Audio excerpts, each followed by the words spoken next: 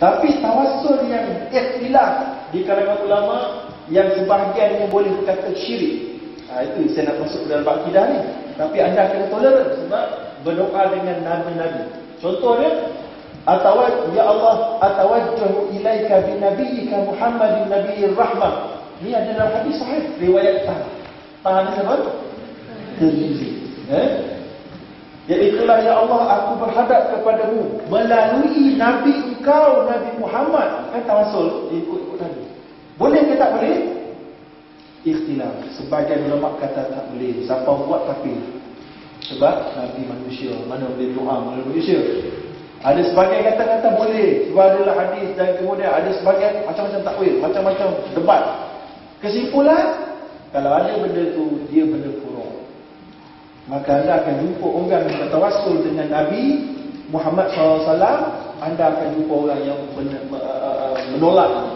Tapi macam mana stand yang kita perlu ada?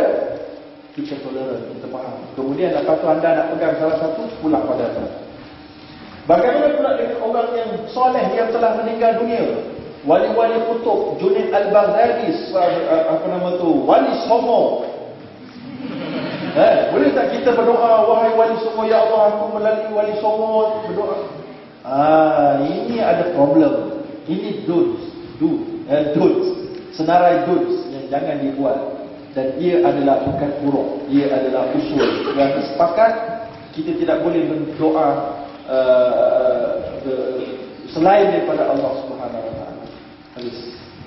Kemudian persoalan bid'ah dalam akidah yang tadi disebut takwil tadi itu, yang telah Imam Malik yang klasifikasikan, dan isu semasa bagaimana pula penyerupaan dengan agama-agama lain seperti ucapan Merry Christmas kepada orang Kristian. Kawan-kawan anda ada Kristian, anda ucap tak Merry Christmas kat mereka? Boleh ucap ke tak boleh ucap? Orang kata bukan siapa ucap, maknanya dia ucap selamatlah dari syirik dan kafir, tahniah. Ucapan tu seolah-olah begitulah maksudnya. Betul ke? Ada orang kata pula orang Kristian sama mereka cakap Merry Christmas. Betul tak? Dan Christmas perayaan agama. Maka bila mana anda cakap perkataan agama mereka, maka man tashabbaha biqaumin fahuwa minhum. Sesiapa yang sama serupa cara dia dari sudut agama dengan orang agama lain, maka dia akan jatuh masuklah agama orang tu. Siapa cakap Merry Christmas, dia akan jadi orang Kristian seolah-olahnya.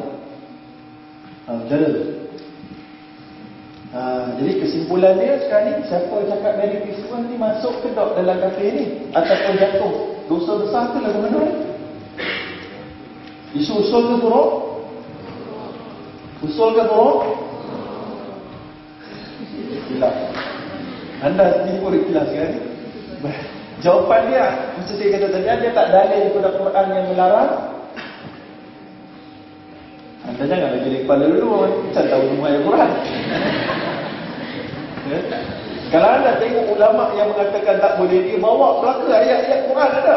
Tapi ayat Quran tu semuanya tidaklah katanya spesifik. Bila tak spesifik, dia longgar. Dia longgar sikit, mana dia boleh dipahami dengan bentuk yang lain. Ketika itu dia jadilah kurang. Maka Dr. Yusuf Al-Qaradawi antara ulama yang mengatakan boleh. Jadi kalau tanya saya, mengikut kajian persendirian saya kata jangan buatlah. Jangan buatlah. Jangan buat, tak payah buat. Kalau dia kata Merry Christmas, dia kata Happy Holiday. Happy Easter. Holiday tak apalah. Bagaimana pula bersanding? Bersanding juga asasnya daripada Hindu. Yoga juga asasnya daripada Hindu. Boleh buat ke tak boleh buat? Usul ke furuk? Usul ke furuk? Sekali lagi dia furuk. Dan banyak pentakwilan yang boleh dibuat. Tetapi walaupun dia furuk, bila mana kerajaan, ulama yang mewakili sesebuah negara mengatakan dia tak boleh buat, macam yoga contohnya, maka itu sebenarnya terpakai. Maka jangan buat. Habis itu. Baik, seterusnya bersederhanalah dalam cabang. Oleh kerana itu, bila dah kenal cabang furuk tadi, bersederhana. Tapi dalam bab prinsip, tak ada toleran. Jangan kita toleran dalam Baik, oleh kerana itu sikap kita kepada perbezaan dan aliran yang pelbagai tadi itu mestilah bersederhana dalam menanggapi pandangan-pandangan mereka, dan sikap kita terhadap kafir-mengkafir mestilah jauhkan diri daripada kumpulan ini. Jauhkan diri daripada tim yang kafir mengkafirkan orang dengan mudah. Ada orang dekat Malaysia disuka kafirkan ulama bernama Ibnu Taimiyah dan Ibnu Qayyim. Pernah dengar? Jauhlah kumpulan-kumpulan ini, sebab anda takkan boleh pasti betul ke Ibnu Taimiyah yang cakap begitu. Katalah dia betul-betul cakap, anda tak pasti dia cakap tu dalam konteks macam mana. Oleh kerana itu dia ada tidak qat'i dia tu jadi kafir. Oleh kerana itu tak boleh. Sama juga macam ada seorang di Malaysia, dia kata siapa buat hudud ni, dia kata siapa buat undang-undang hudud yang tu balik rejam kat orang berzina ni, habis batu-batu berjalan kalau buat undang-undang ni. Orang cakap tu kafir ke tak kafir? Kafir ke tak kafir? Orang yang cakap tu kafir ke tak kafir? Macam mana pendirian kita? Macam mana? Anda kena tahu jawapan dia orang yang cakap percakapan itu akan menjatuhkan seseorang dalam kafir kalau dia cakap tu dan dia difaham dia sedang mengingkari hukum Allah. Kalau dia cakap tu dia tak faham dia sedang ingkar hukum Allah, dia tak jatuh kafir, dia hanya fasik sahaja. Oleh kerana itu kita kena jauh daripada gejala kafir-mengkafir dengan confirm. Memang disebutkan dalam satu kaedah ar-ridha bil kufri kufrun. Redha dengan kekafiran hukum dia kafir. Siapa yang tidak mengkafirkan orang kafir jatuh kafir. George Bush kafir tidak kafir. Itu confirm dari kafir. Islam kafir lah. Siapa yang tak mengkafirkan George Bush kafir. Contohnya. Tapi ada orang yang contohnya yang tak pasti sama ada dia kafir ke tak kafir. Contohnya ataupun dia tak pasti dia menghina Islam ke tak. Contohnya Raja Petra Kamarudin. Dia kata tak payah pakai tudung perempuan ni. Macam-macam udah ada. Kafir ke tak kafir? Menghina hukum Islam ke tak? Anda tak boleh buat keputusan just like that. Anda kena tengok konteks dia, kemudian anda tak payah hukum tentang dia, anda boleh jawab apa hujah dia cukup. Nak hukum dia itu cerita lain, sebab anda itu benda-benda yang penuh dengan andaian. Kita tak boleh nak mudahkan dia. Oleh kerana itu kita jangan melampau dalam gejala kafir-mengkafir. Ada gerakan-gerakan, contohnya kalau anda pernah dengar Ahbash. Ni jauh dah kumpulan-kumpulan lagu ni. Dia kafir kan semua. Qaradawi kafir, Muhammad Rawatib Al-Buti kafir, Hasan Al-Banna kafir. Kafir lah. Dia je tak kafir. Dia tak kafir.